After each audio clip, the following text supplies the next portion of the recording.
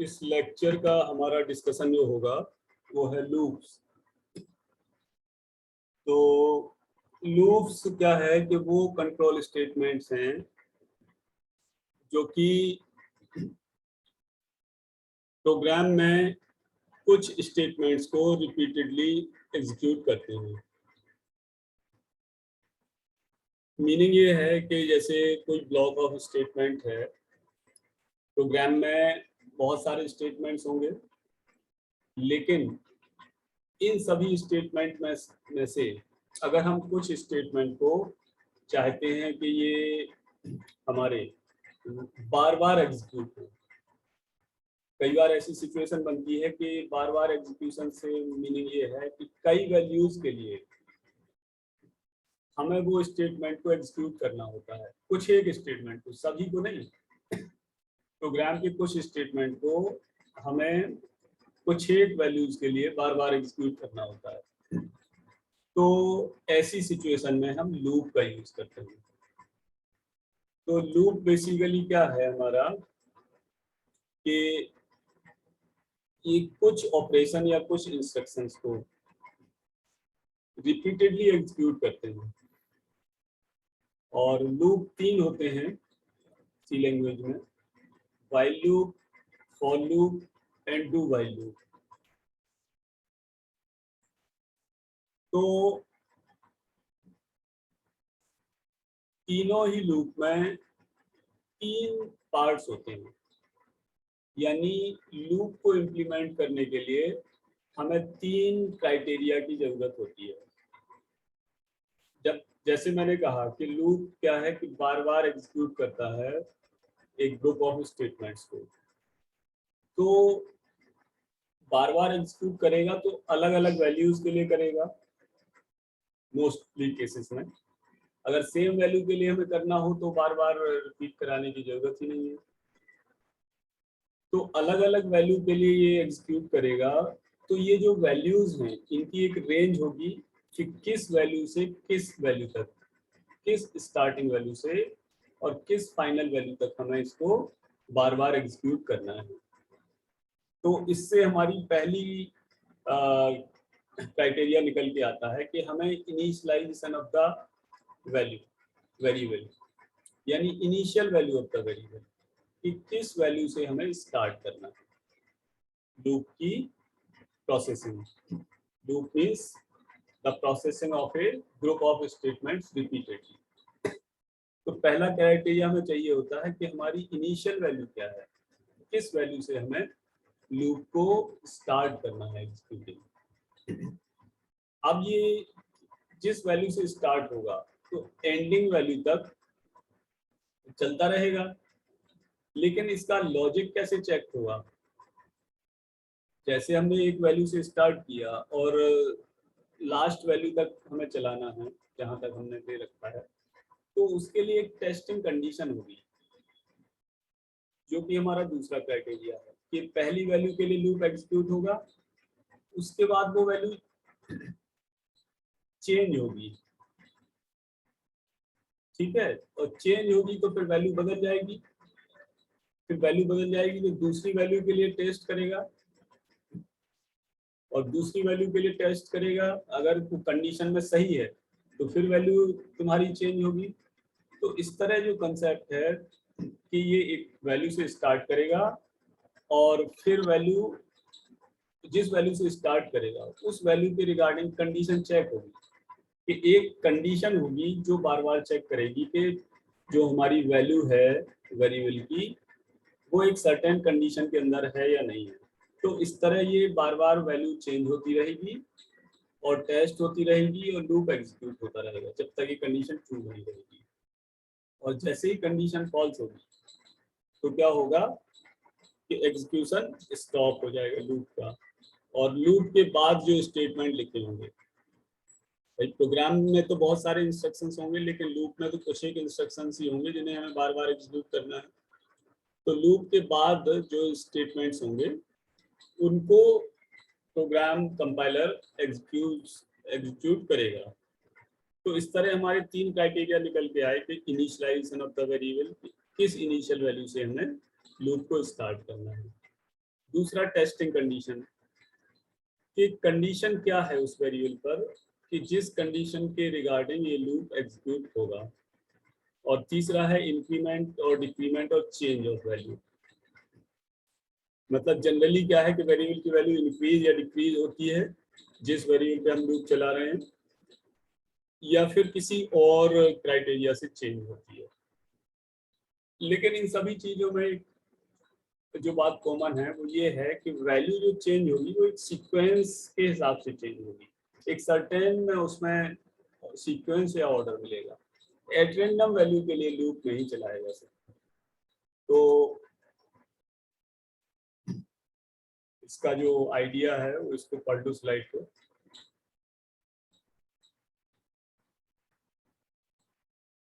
जो मैंने बताया, तो इस तरह हमारे पास 3 लूप होते हैं। पहला है व्हाइल लूप, फिर फॉर लूप, फिर डू व्हाइल लूप। तो एक्चुअली मोस्टली केसेस में फॉर लूप यूज करते हैं, मोस्ट ऑफ द केसेस में 80 से 90% कंडीशंस में। और कुछ एक कंडीशन में व्हाइल लूप और do while loop come use होता है।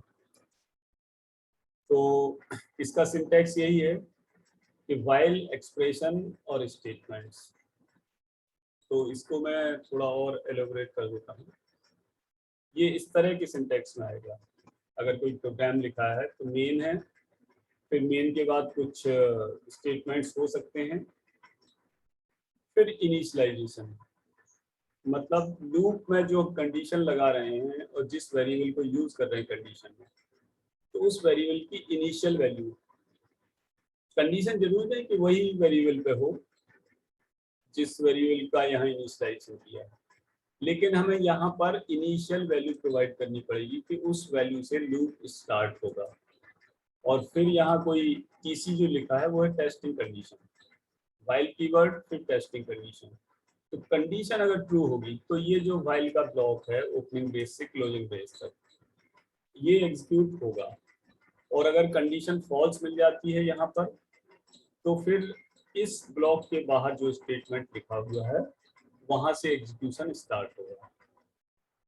मीनिंग ये है कि अगर कंडीशन फॉल्स है तो ये पूरा लूप एग्जिट हो जाएगा, स्किप हो जाएगा और यहाँ से प्रोसेसिंग स्टार्ट होगी। तो ये जो ब्लॉक के अंदर स्टेटमेंट लिखे हुए हैं ये रिपीटेडली एग्जीक्यूट होते रहेंगे जब तक कंडीशन ट्रू बनी रहेगी। और यहाँ पे कहीं एकदम लास्ट में या कहीं पर भी चेंज ऑफ वैल्यू एक्सप्रेशन भी लिखना पड़ेगा, कि जिससे कि उस वेरिएबल की वैल्यू तो चेंज हो कि नेक्स्ट टाइम जब कंडीशन टेस्ट होगी तो वो अलग वैल्यू के लिए टेस्ट होगी। अगर वेरिएबल चेंज नहीं होगा तो लूप तो हमेशा चलता रहेगा, कंडीशन तो हमेशा ट्रू बनी रहेगी। तो वैल्यू चेंज होती रहेगी और वैल्यू चेंज होने के बाद कंडीशन टेस्ट होती रहेगी कि हाँ अब ये कंडीशन अब सही है, और अगर ट्रू है तो फिर ये एग्जीक्यूट होगा। और जैसे ही कंडीशन फॉल्स हो जाएगी तो इसका एग्जीक्यूशन क्लोज हो जाएगा लूप का, और लूप के बाद वाले स्टेटमेंट का चलने लगेगा। ये लूप के स्टेटमेंट तब तक रिपीट होते रहेंगे जब तक कंडीशन ट्रू बनी रहेगी। तो इसका एक हम सिंपल एग्जांपल देखते हैं कि हमें प्रिंट कराना है नंबर्स 1 से लेके 10 तक, printing the numbers starting from 1 to 10, और उनके स्क्वायर्स को भी हम प्रिंट करा रहे हैं। तो जब हमें 1 से लेके 10 तक वैल्यू ये प्रिंट करानी है तो हम क्या करेंगे, लूप चलाएंगे। और 1 से स्टार्ट करना है तो हम जो है स्टार्टिंग में इनिशियलाइजेशन क्या करेंगे, वेरिएबल को 1 कर देंगे, कंडीशन को यहाँ टेस्ट कर लेंगे जैसे ये बना हुआ है। इसमें देखो तुम लोग कि जो आई जे 2 वेरिएबल हमने डिक्लेयर कर दिए यहाँ, और आई की वैल्यू 1 ले ली। तो ये हमारा फर्स्ट पार्ट है, इनिशियलाइजेशन ऑफ द वेरिएबल। उसके बाद व्हाइल लगाया, व्हाइल पे कंडीशन लिखी आई लेस देन इक्वल टू 10। तो जब तक ये आई की वैल्यू लेस देन या इक्वल टू 10 रहेगी तब तक हमारा ये लूप जो ये यहाँ से यहाँ तक है ये चलता रहेगा। अब देखो कैसे चलेगा, ये आई की वैल्यू 1 ली, फिर कंडीशन ट्रू है क्योंकि 1 तो लेस देन इक्वल टू 10 है, तो यहाँ पे क्या आया, j equals to i into i. हम क्या है कि स्क्वायर कैलकुलेट करा रहे हैं, तो आई की वैल्यू क्या थी 1, तो 1 इंटू 1 यानी 1 का स्क्वायर जे में स्टोर हो गया। अब यहाँ ये प्रिंट एफ लिखा है, तो ये क्या प्रिंट करेगा, number equals two percent D की जगह आई की वैल्यू, और यहाँ पे एंड स्क्वायर इट्स स्क्वायर।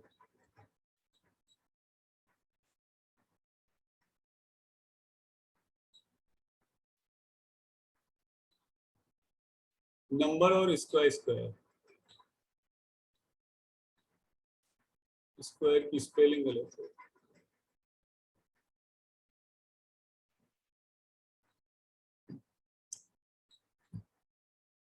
तो नंबर और इसका स्क्वायर, ठीक है, शॉर्ट में कर देते हैं, इससे लाइन बड़ी ना हो। तो नंबर एंड इट्स स्क्वायर, ठीक है, नंबर की जगह परसेंट डी की जगह आई की वैल्यू आ जाएगी, एंड इट्स स्क्वायर के बाद इस परसेंट डी की जगह जे की वैल्यू आ जाएगी। ठीक है, लाइन बड़ी हो गई। तो अब देखो, I1 स्टार्ट हुआ, कंडीशन ट्रू है, जे में 1 का स्क्वायर आया और इसके प्रिंट किया number and its square equals to 1,1, क्योंकि I की वैल्यू 1 है और जे की वैल्यू 1 है। अब ये है तीसरा पार्ट हमारा, चेंज ऑफ वैल्यू। तो हमने वैल्यू इस तरह चेंज की कि I equals to I plus 1।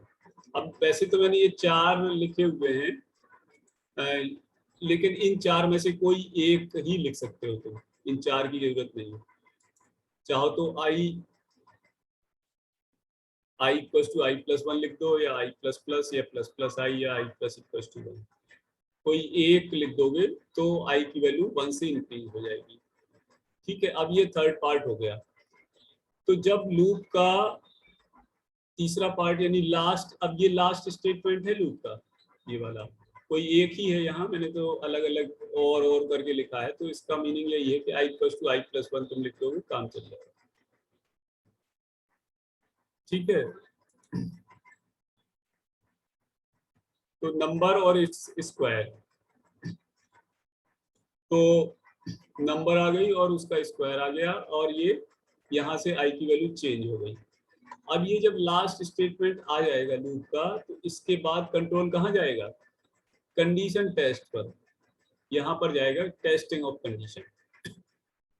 Starting में जब वाइल के पहले आई प्लस टू 1 था, तब तो आई की वैल्यू 1 ले ली। अब जो रिपीटिशन होना है, लूपिंग होनी है, वो इतने में होनी है।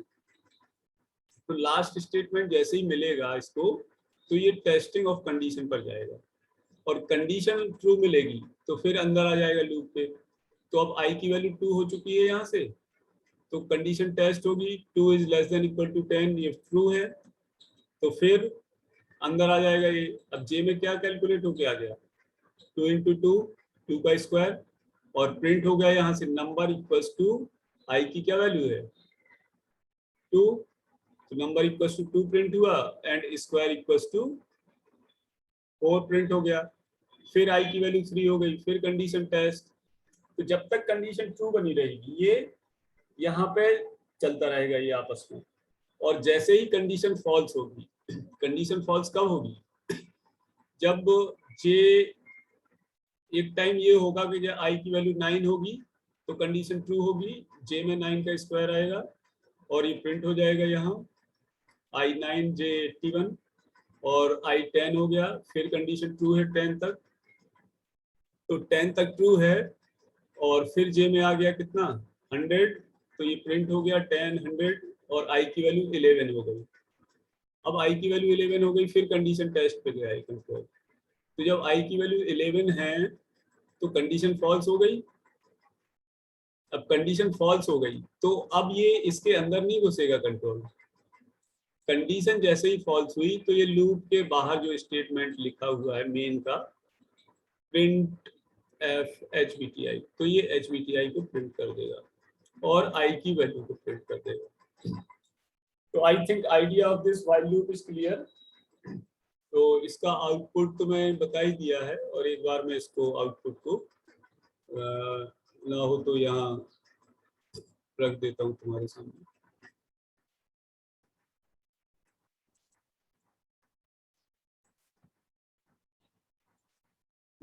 अब यहाँ पे एक चीज देखो तुम लोग कि जो ये आई की यहाँ वैल्यू प्रिंट होगी लास्ट में, वो क्या प्रिंट होगी बताओ मुझे सोच के। ये जो लास्ट में वैल्यू प्रिंट करा रहे हैं आई की, यहाँ क्या प्रिंट होगी?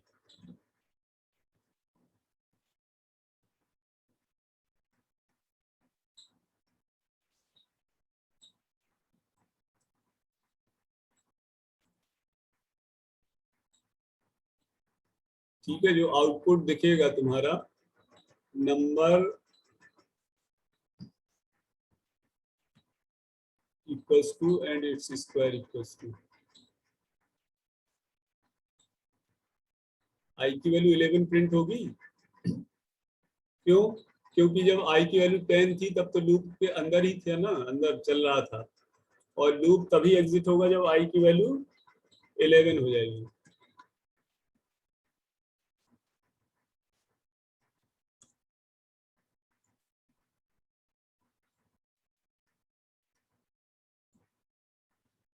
इसका आउटपुट ऐसे आएगा 10 लाइन में।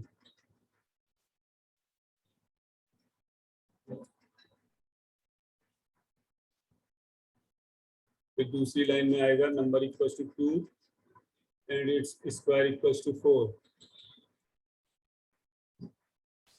Number equals to 3। तो आई थिंक लूप का ये आइडिया क्लियर होगा तुम लोगों को। नहीं, इस तरह ये चलता रहेगा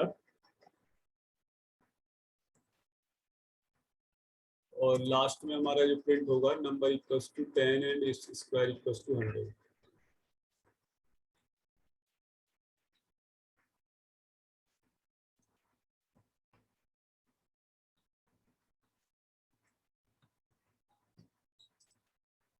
ठीक है, तो इसको आउटपुट को मैं वहां कॉपी कर देता हूँ।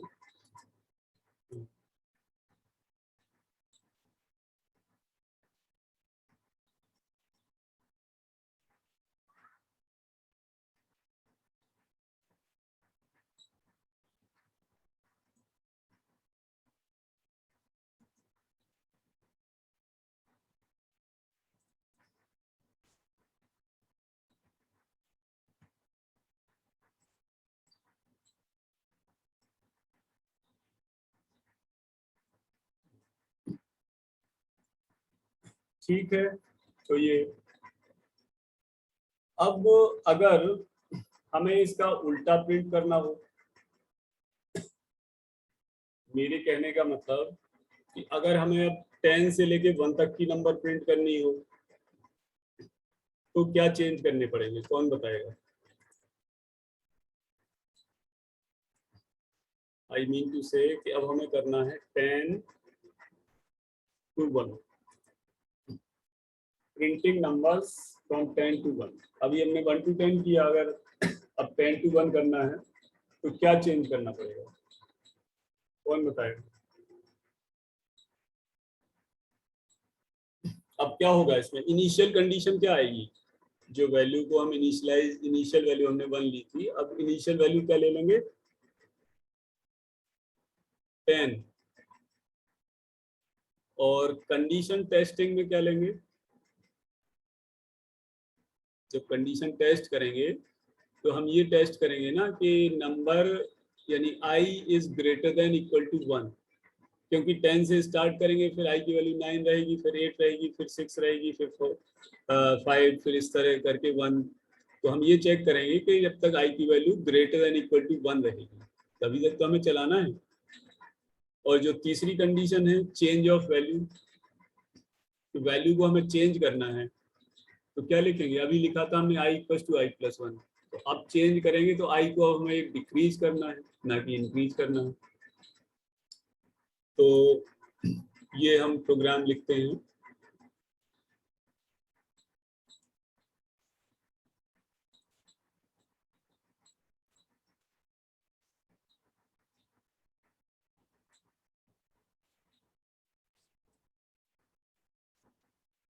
हम 10 से लेके 1 तक की नंबर को उल्टा प्रिंट कर रहे हैं, 10 से स्टार्ट कर रहे हैं। और तो आई जे का डिक्लेरेशन वही किया हमने, और स्टार्टिंग में आई 10 ले लिया, वाइल पर कंडीशन लगाई आई ग्रेटर देन इक्वल टू 1, और वही है स्क्वायर अगर कैलकुलेट कर रहे हैं तो हमने लिख दिया J equal to i into I.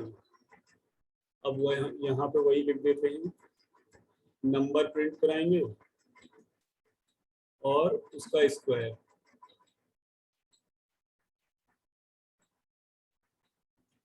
And its square.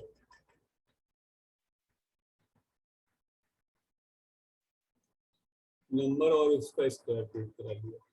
ठीक है, तो अब प्रोसेसिंग उसी हिसाब से चलेगी। यहाँ आई की वैल्यू 10 स्टार्ट हुई, कंडीशन ट्रू है क्योंकि 10 ग्रेटर देन इक्वल टू 1 है, तो आई का स्क्वायर कैलकुलेट हुआ और प्रिंट हुआ आई और उसका स्क्वायर। फिर जब कंट्रोल यहाँ पर आया आई इक्वल टू आई माइनस 1, तो अब हम क्या कर रहे हैं कि आई की न्यू वैल्यू जो है वो प्रीवियस वैल्यू से एक डिक्रीज कर देंगे। तो आई क्या हो गया, एक रिड्यूस हो गया। फिर ये कंडीशन टेस्ट पे गया तो 9 हो गई आई की वैल्यू, तो 9 फिर 1 से ग्रेटर है, तो फिर ये चलेगा जे में आई का स्क्वायर आएगा और फिर प्रिंट होगा आई जे। इस तरह ये चलता रहेगा। और जब आई की वैल्यू एक लास्ट में इधर 1 हो जाएगी तो फिर टेस्ट होगा, तो फिर ये चलेगा, कंडीशन ट्रू है तो लास्ट स्टेटमेंट आ जाएगा i equal to 1, number equal to 1 and its square equal to 1। फिर जब ये प्रिंट हो गया नंबर 1 और स्क्वायर 1, तो आई की वैल्यू यहाँ 0 हो गई। तो 0 के बाद जब कंडीशन टेस्ट होगी तो क्या मिलेगा, फॉल्स। तो फॉल्स हुआ तो अब लूप ये एग्जिट हो गया यहाँ से यहाँ तक, और प्रिंट हो गया HBTI और value of i, value of i 0 हो चुकी है, वो प्रिंट हो जाएगी। तो इस तरह से हमारा ये एक प्रोग्राम हो गया। तो इसका आउटपुट मैं लिख देता हूँ, पिछले ही उससे आउटपुट से लिख देते हैं। ये आउटपुट था इसका, अब उल्टा आउटपुट हो जाएगा। इसके अगर हम आउटपुट की बात करें तो नंबर अब उल्टा यहाँ से आएगा, नंबर यहाँ 10 आएगी और स्क्वायर भी 10 आ जाएगा। ठीक है, इधर फिर ये number equals to 9 and square equals to 81। फिर नंबर इक्वल्स टू यहाँ आएगा क्या 64 और नंबर इक्वल्स टू 8।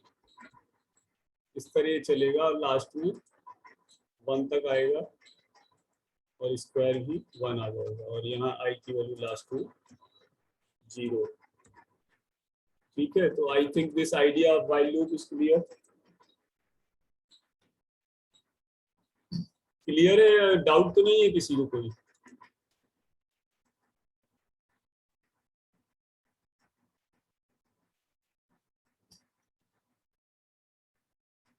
क्लियर है ना सभी को?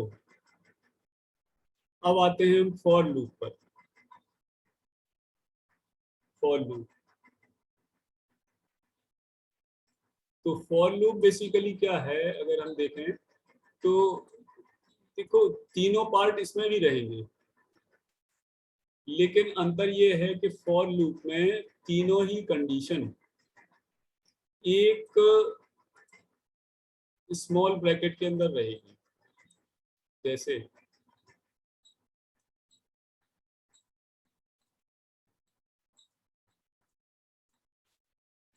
ठीक है, इसको पढ़ लो इस टेक्स्ट को, कि जब हम फॉर लूप इंप्लीमेंट करेंगे तो जो तीनों कंडीशन आएंगी हमारी वो इस तरह आएंगी, फॉर एक्सप्रेशन 1 एक्सप्रेशन 2 एक्सप्रेशन 3, जहां एक्सप्रेशन 1 क्या है, initial value of the variable, expression 2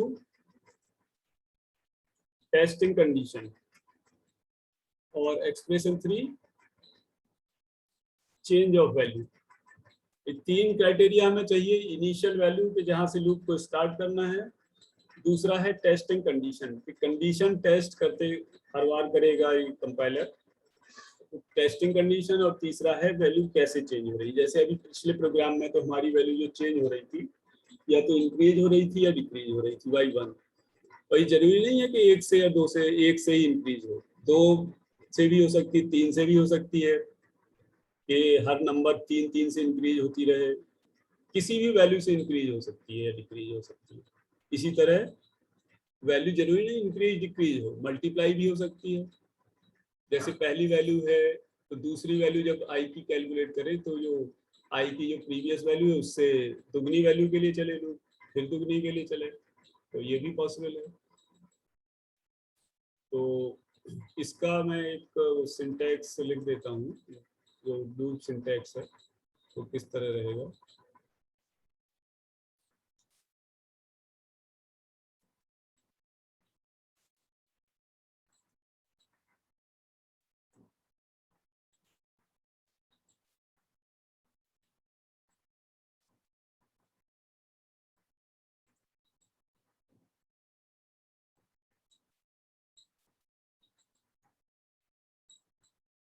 तो फॉर लूप का सिंटैक्स ये रहेगा हमारा।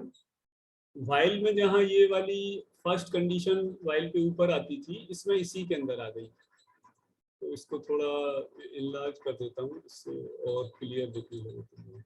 ये है इसका सिंटैक्स। इसको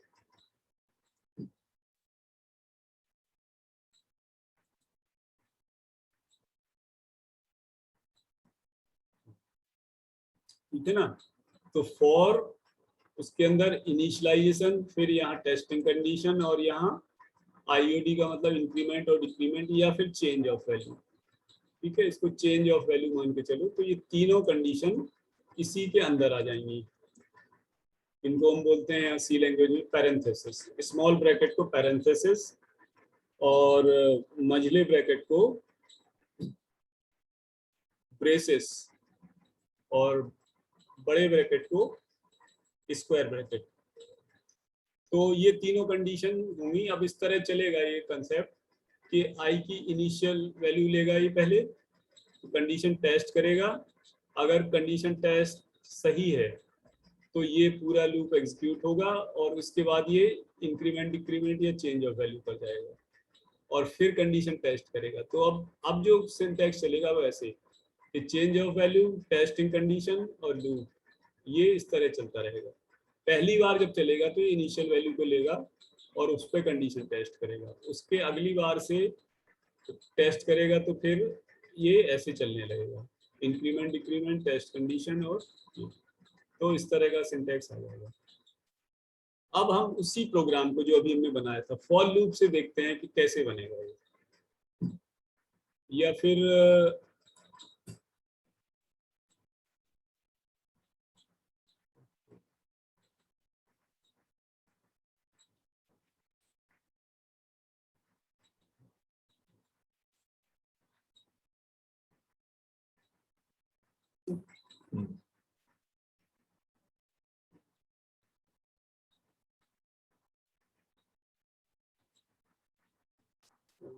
फॉर लूप से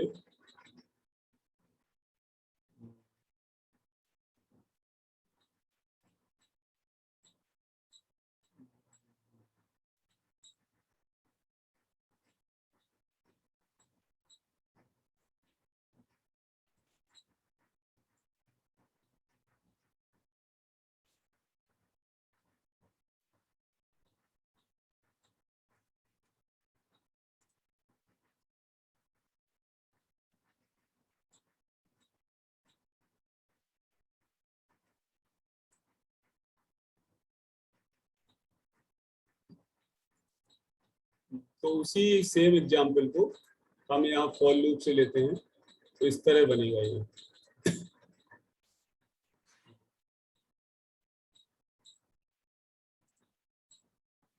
और ये है हमारा प्रिंटिंग नंबर्स फॉर लूप से 1 to 10।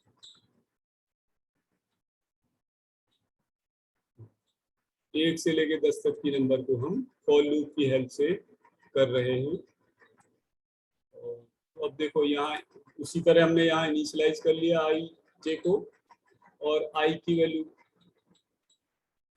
अच्छा इसको मैं थोड़ा चेंज कर देता हूँ, ये आई इक्वल्स टू 1 यहाँ आ जाएगा, क्योंकि फॉर लूप में तीनों कंडीशन एक साथ आएंगी। और यहाँ हमारी ये आई प्लस प्लस वाली कंडीशन।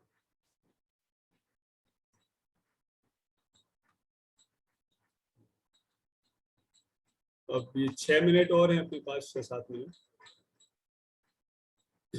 तो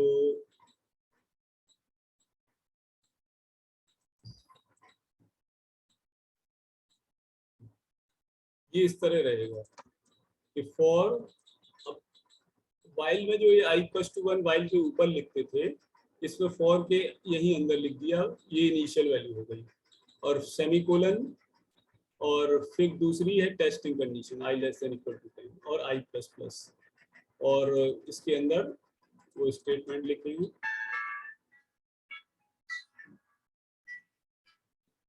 वेट फॉर सम टाइम।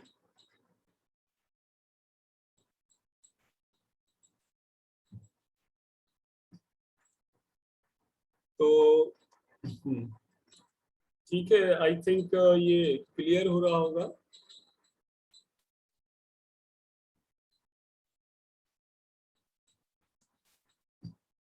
ये आई की वैल्यू 1 लिया इसमें, और कंडीशन टेस्ट किया। अगर कंडीशन टेस्ट सही है, मतलब कंडीशन ट्रू है, तो फिर ये लूप के अंदर घुस गया, जे को एवेल्यूट किया, जे इक्वल्स टू आई इंटू आई, उसी तरह पिछले प्रोग्राम की तरह, और प्रिंट किया नंबर और उसका स्क्वायर। अब यहाँ ये लास्ट स्टेटमेंट आ गया लूप का, तो इसके बाद ये जाएगा इंक्रीमेंट डिक्रीमेंट पर, यानी चेंज ऑफ वैल्यू पर। लास्ट स्टेटमेंट के बाद ये इसने आई को चेंज किया, आई 2 हो गया। फिर टेस्ट की कंडीशन अगर ट्रू है तो फिर ये जे में आई का स्क्वायर निकालेगा, तो आई की वैल्यू 2 हो गई, जे में आई का स्क्वायर आया, और यहाँ प्रिंट किया इसमें नंबर इक्वल्स टू आई और उसका स्क्वायर। इस तरह ये चलता रहेगा, increment testing printing, increment testing printing.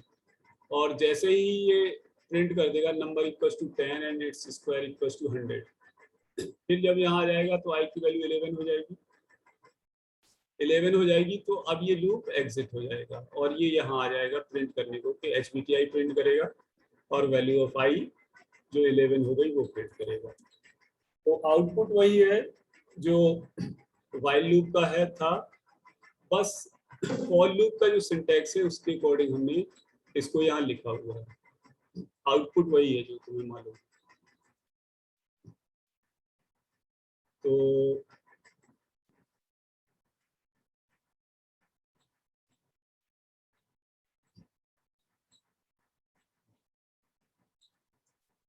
अब क्या है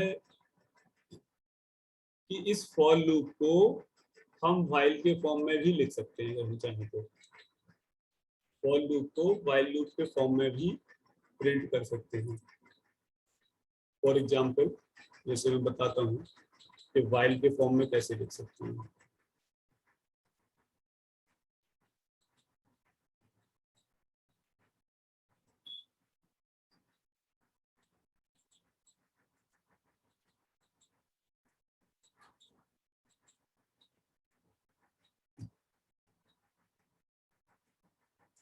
ये देखो,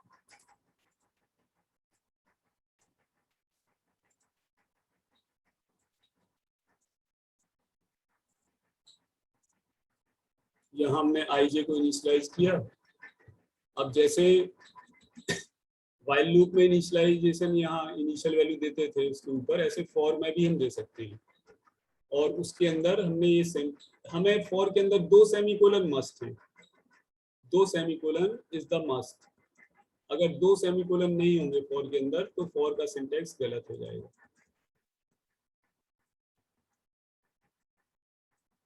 और जैसे ही वाइल में हम वो करते थे, एक टेस्टिंग कंडीशन और जो ये इंक्रीमेंट डिक्रीमेंट वाइल के बाद लगाते थे यहाँ, तो इसको यहाँ भी लिख सकते हैं, ये भी एग्जैक्टली ट्रू है तुम्हारा, और ये भी प्रॉपरली वैलिड फॉर लूप है, इसमें कोई दिक्कत नहीं। अब इसमें क्या है कि अगर i less than equal to 10 ये कंडीशन भी स्किप कर दें तो फिर कोई मतलब नहीं रह जाएगा लूप का, वो एक इनफाइनाइट लूप हो जाएगा। तो आई मीन टू से कि 2 सेमीकोलन मस्ट हैं, और पहले सेमीकोलन का जो पार्ट है इनिशियलाइजेशन वो ऊपर लिख दिया हमने, और दूसरे सेमीकोलन के बाद वाला इधर लिख दिया, तो ये व्हाइल की तरह का फॉर्मेट बन गया फॉर लूप का। ठीक है, तो नेक्स्ट लेक्चर में हम आगे यहीं से कंटिन्यू करेंगे, आज का डिस्कशन हम यहीं स्टॉप करते हैं।